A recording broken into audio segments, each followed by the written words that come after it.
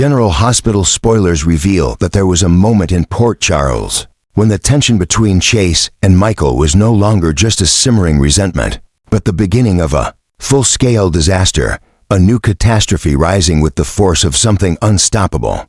It began quietly, almost imperceptibly, with Chase's growing conviction that Michael was the true architect of the chaos surrounding Willow. And Drew, that conviction, once a nagging suspicion, hardened into obsession, and obsession hardened into a mission. Chase told himself he was doing the right thing, that he was defending justice, that he was trying to correct the twisted, tangled mess left behind after Willow's shocking acquittal. But underneath the uniform, beneath the badge he had already risked once for Willow, something darker had taken root. He was no longer seeking truth, he was seeking punishment. And in his mind, the only person left to blame, the only person who needed to fall to mend the fractured order of things was Michael. This was the adjustment, the shift that changed everything, a dangerous, escalating recalibration inside Chase that pushed him deeper into risk and further away from reason. He could no longer see the gray areas, the complexity, the nuance. He saw a target, a threat, and a path toward vindication. The more the legal system tightened its focus on Michael, the more Chase felt emboldened. Evidence that should have been questioned was instead embraced by him, with an almost zealous intensity. Every inconsistency in Michael's story, every emotional outburst, every moment of anger became another thread Chase twisted into proof. He began collecting details not as a detective, but as a man determined to create a narrative that aligned with his fury. He dug through timelines, scrutinized witness accounts, reconstructed the shooting in his mind until he could no longer distinguish fact from the version of events he desperately wanted to believe. And with each passing day, the tension between him and Michael grew more volatile. Their encounters, once awkward or strained, now burned with a hostility so thick it seemed to drown the air between them. The Quartermain mansion, once a place Michael used for refuge and control, became a powder keg ready to ignite at the slightest spark. Chase walked into their confrontations with calculated confidence. Michael met him with simmering rage, neither man willing to yield, both convinced the other was standing in the way of justice or survival. What neither realized was that their conflict had become a living thing, feeding on every insecurity, every fear, every buried resentment. For Chase, the shame of having been manipulated by Willow's lies grew into a festering wound. He had risked his badge, his dignity, his reputation to protect her, only to discover she had been hiding the truth all along. Instead of turning his anger toward Willow, Chase redirected it toward Michael,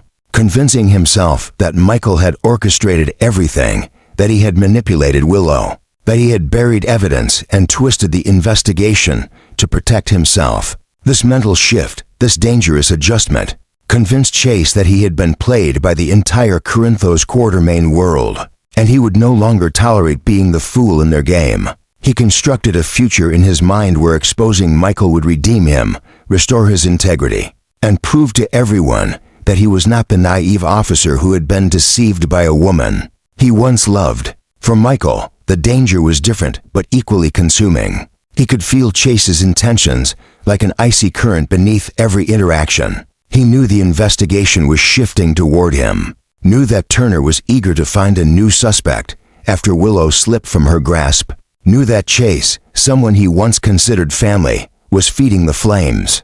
The terror he felt was not for himself but for Wiley and Amelia, the children he was desperate to protect from the chaos swallowing their lives. The thought of returning to Pentonville, the place that had carved psychological scars he never fully healed from, became a shadow that followed him everywhere. Every time Chase stepped closer, every time he hinted at new evidence, every time he challenged Michael's composure, that shadow grew in size and strength. It twisted into something visceral, pushing Michael into a state where fear and fury were indistinguishable. And soon, the anger he had tried so hard to suppress ignited into something even he struggled to control. The catastrophe unfolded like a storm rolling down a mountain, slow at first, then unstoppable. Chase began taking reckless steps, crossing lines he once respected. He leaked information, pushed boundaries, confronted witnesses, and pressured anyone connected to Michael, rationalizing every action as a necessary measure. He believed the system had failed and that he alone could fix it. The irony was that Chase, in trying to expose what he believed was Michael's corruption, was becoming corrupted himself, consumed by a vengeance he never acknowledged. His fixation turned him into a man who operated on instinct rather than law, on emotion rather than logic. And as he edged closer to the cliff, pulling Michael with him, Port Charles unknowingly braced for the consequences. When they finally clashed, it was not a simple argument, but an eruption of everything that had been simmering beneath the surface. Chase came armed with accusations, convinced he had cornered Michael with enough circumstantial evidence to break him. Michael, already frayed by the fear of losing his children and his freedom, snapped. The mansion walls shook with the force of their collision. To former allies now driven by fear and rage into a confrontation, neither could walk away from unchanged. Each shove, each furious word, each moment of violence became another splinter in the catastrophe Diane had been trying, and failing, to contain. Michael felt the world closing in on him and reacted with the desperation of a man who saw no path left untouched by danger. Chase felt vindicated, believing every blow he exchanged was proof that Michael was exactly the monster he had convinced himself he was fighting. But the real tragedy was that both men were spiraling toward an outcome neither truly wanted. Chase did not want to destroy Michael's life. He wanted to reclaim control over his own. Michael did not want to harm Chase. He wanted to shield the only innocent parts of his world from the consequences of this unraveling nightmare. Yet the adjustment in Chase, this internal shift toward obsession, had created a catastrophe that no one could escape. And as Turner prepared her case, as Willow tried to hold onto what little stability she still possessed, as Diane fought to keep the legal system from devouring all of them at once, the truth became unmistakable. The hostility between Chase and Michael was no longer a conflict. It was a bomb, and every new move was another spark dragging them closer to detonation. This was the disaster brewing beneath the surface, a crisis born from wounded pride, moral unraveling, misplaced loyalty, and fear sharper than any weapon. Chase's relentless determination to ensure Michael's arrest became the catalyst for a chain reaction of chaos, pushing both men beyond the limits of reason. And in the shadows of Port Charles, where secrets fester and rivalries ignite without warning, this new adjustment, this dangerous escalation, promised one thing: the worst was yet to come. Chase was wrong so completely, devastatingly wrong that the truth struck him like a blade twisting slowly into his chest. For weeks he had convinced himself that he was the only person willing to step forward and hold Michael accountable for what happened to Drew, that he was defending justice while everyone else was blinded by bias or loyalty. But the moment he faced the undeniable truth that Willow was the one who had fired the shots, that the woman he once loved so fiercely had pulled the trigger that nearly killed Drew, everything inside him shattered. This was not the kind of revelation a man could absorb with logic or grace. It was the kind that burrowed deep beneath the skin, setting off an internal chain reaction of humiliation, grief, rage, and disbelief. This was the adjustment in Chase's psyche, the violent recalibration of everything he thought he knew, and it ignited a psychological storm that would soon engulf both him and Michael in a disaster no one could contain. What Chase felt first was the humiliation. He had defended Willow, risked his badge, destroyed professional relationships, and staked his integrity on her innocence. He had stood in courtrooms and offices insisting she was incapable of such violence. He had looked colleagues in the eye and told them they were wrong, that his instincts, his heart were right. And now, the truth mocked him. It revealed him as a man blinded by the remnants of a broken love, a fool who had allowed emotion to overshadow evidence. The shame morphed into rage, and the rage metastasized into obsession. Chase needed someone to blame, someone to unload his fury onto, someone whose downfall could mend the fracture Willow had carved into his identity. That someone became Michael. Meanwhile, Michael was spiraling into his own nightmare. Willow's acquittal, though a relief on paper, only pushed him deeper into danger. The town now viewed him as the prime suspect in Drew's shooting. Turner, embarrassed by her failure to convict Willow, refocused her entire arsenal on Michael. She needed a win. She needed redemption. and she needed a suspect whose guilt she could convince the public of. Michael fit that role perfectly, and now the full weight of the justice system was turning toward him. His rage at Willow's escape, his paranoia about his children, his fear of Pentonville, all of it coiled inside him like a spring stretched beyond its limit.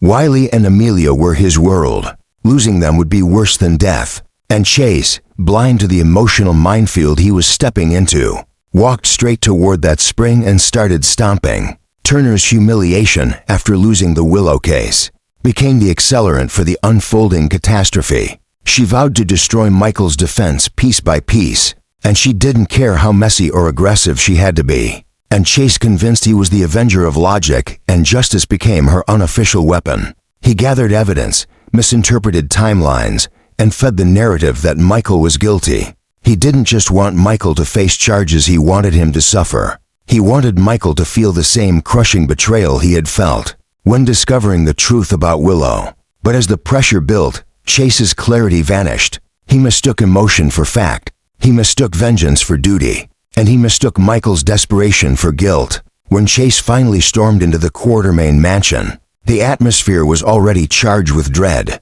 Michael had been pacing for hours, replaying Turner's threats, imagining judges tearing his parental rights from him, remembering cold steel doors slamming behind him in Pentonville, hearing Wiley's cry in his mind as though it were echoing from some distant nightmare. He was at the breaking point. The very last place Chase should have confronted him was in that sacred, fragile space.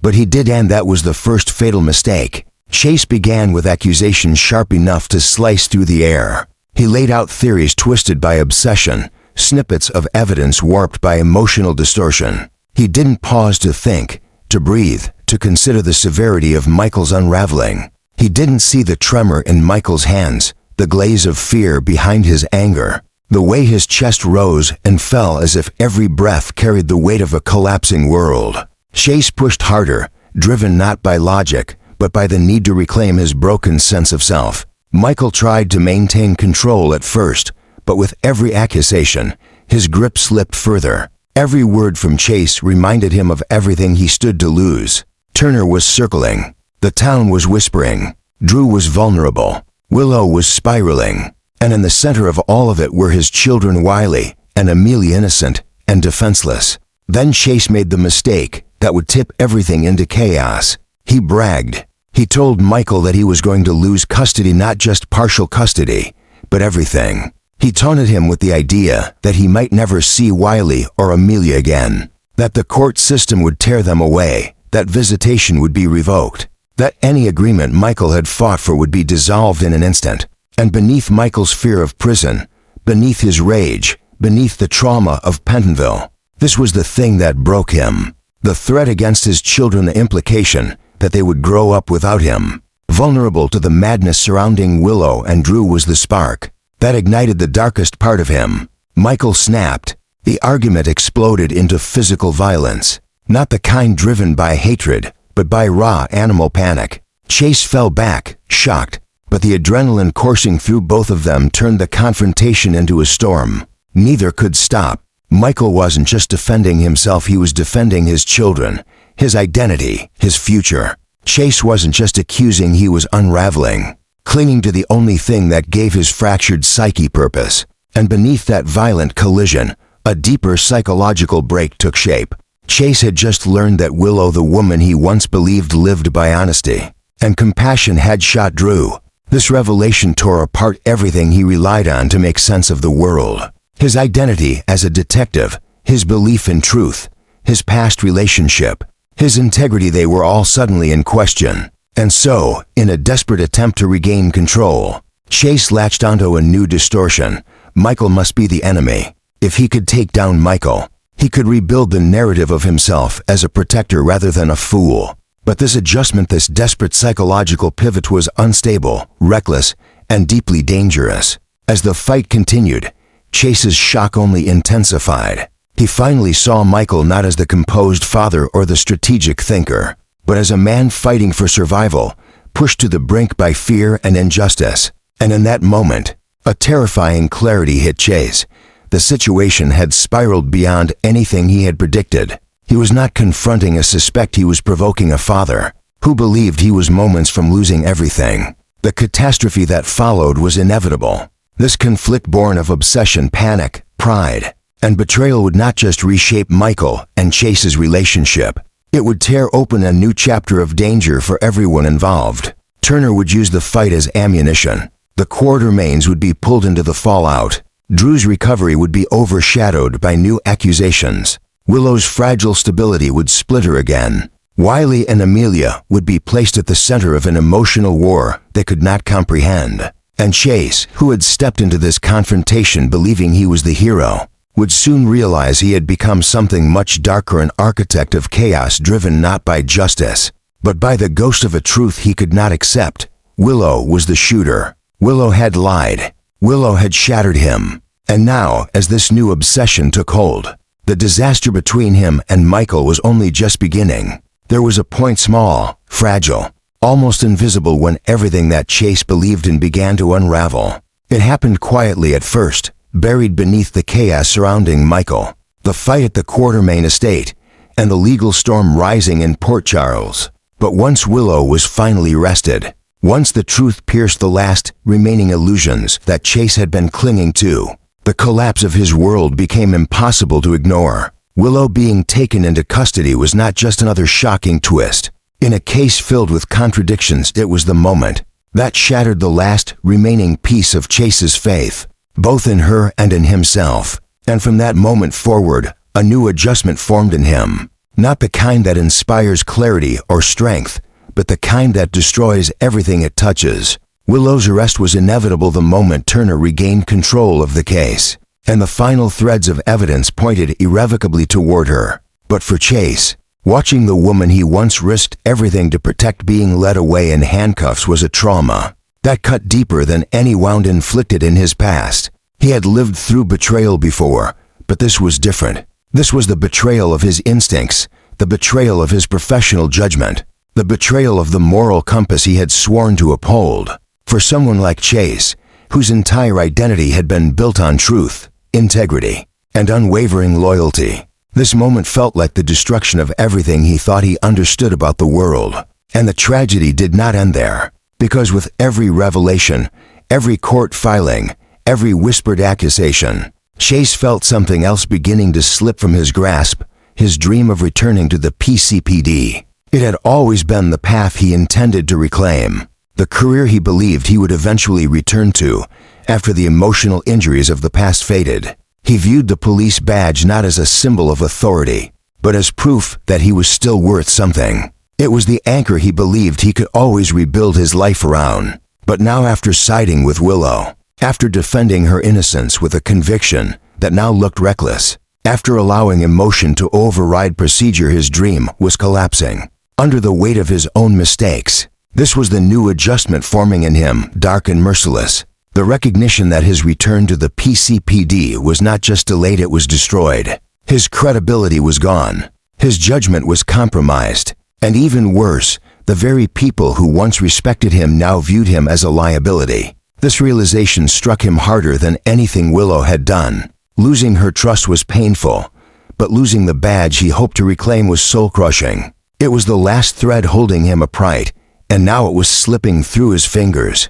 But the adjustment did not stop there. It mutated into something much more dangerous, a crisis of identity that threatened to consume everything Chase once was. His belief in right and wrong, once solid as steel, now felt brittle. His instincts, once sharp and reliable, now seemed hopelessly flawed. He began questioning his every decision, every assumption, every memory connected to Willow. He replayed the cases they worked together, the moments he defended her, the times he trusted her more than his fellow officers. Each memory now felt poisoned, each one a reminder of how easily he had been deceived. And the most devastating part was that it wasn't just Willow he could no longer trust, it was himself. This internal rupture became the MGI, the new disaster forming quietly, but violently inside him. Chase prided himself on being the kind of man who could walk into any storm with his head high. But now the storm was inside him, ripping apart his sense of purpose,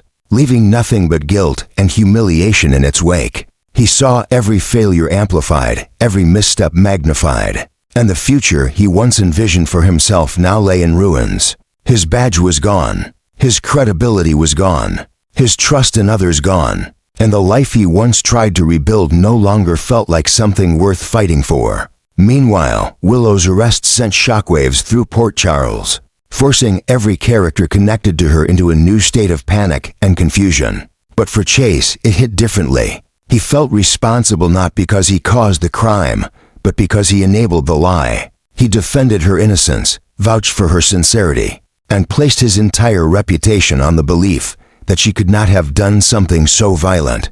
But she had. She fired the shots. She hid the truth. She allowed him to fight for her while she concealed the one secret that would destroy him. And so, when the truth came out, it wasn't just Willow who was exposed, it was Chase. His failure, his naivete, his emotional blind spot. And Turner, who had once seen Chase as a promising officer, now viewed him as a cautionary tale. His political future, his professional dreams, all of it burned away in the wake of Willow's arrest. As this reality set in, Chase began to spiral.